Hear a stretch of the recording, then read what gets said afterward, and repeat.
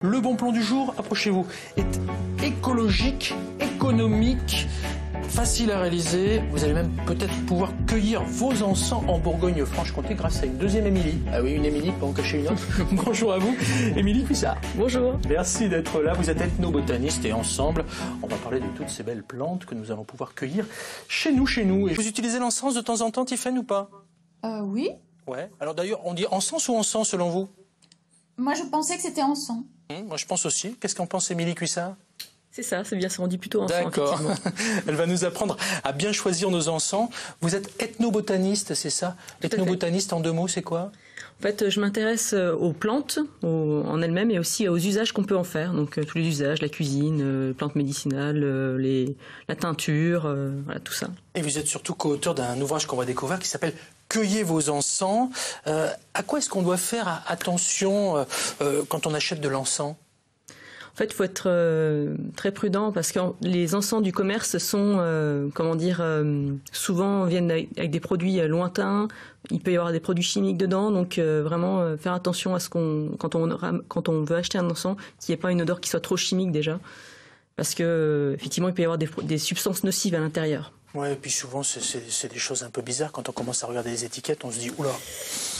Quand on voit qu'on peut pas le toucher avec les doigts, il faut faire attention, effectivement. Oui.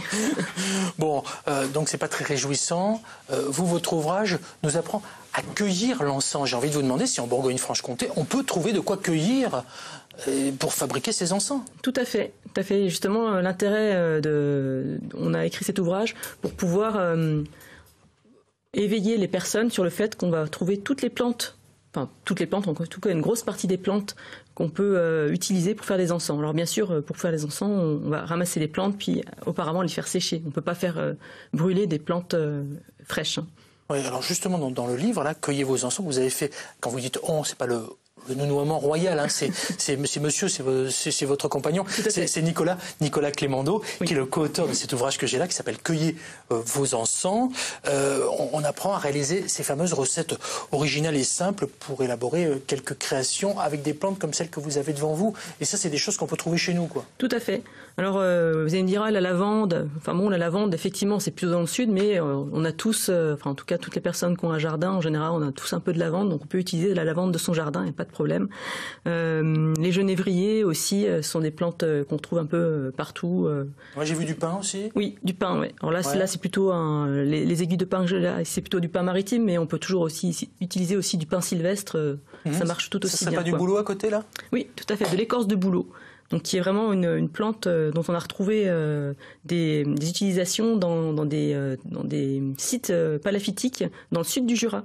Donc, qui ont été utilisés au néolithique pour faire des petites torches ou même aussi pour son odeur qui est très particulière. D'accord, un petit peu de résine de pin peut-être, non? C'est quoi ça? Oui, c'est de la résine de pin. Ouais. Donc pin maritime ou pin sylvestre, ou même tous les pins peuvent convenir, tout à fait. D'accord, de la sauge? La sauge, elle a, on a fait un petit bâton de sauge, mais on peut l'utiliser aussi comme ça sans faire de bâton, en poudre.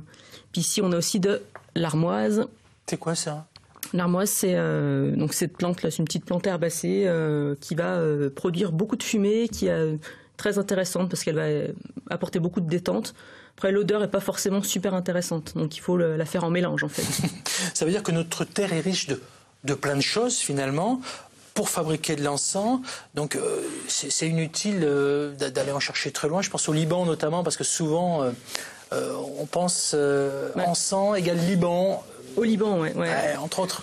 Effectivement, le Liban, quand on pense encens, on pense au Liban, au bois de santal. Donc c'est vraiment des plantes, ou le palo santo aussi, c'est des plantes qui sont très très utilisées pour ça, qui sont utilisées depuis des millénaires, même par les peuples là-bas.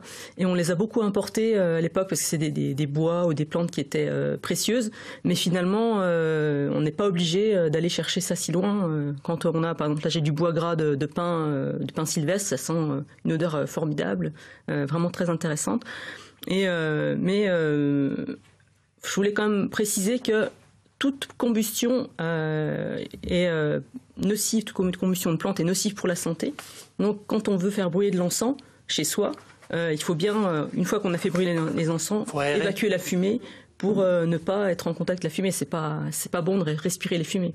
On va profiter de l'odeur et des effets des encens, mais pas de la fumée, quoi. D'accord.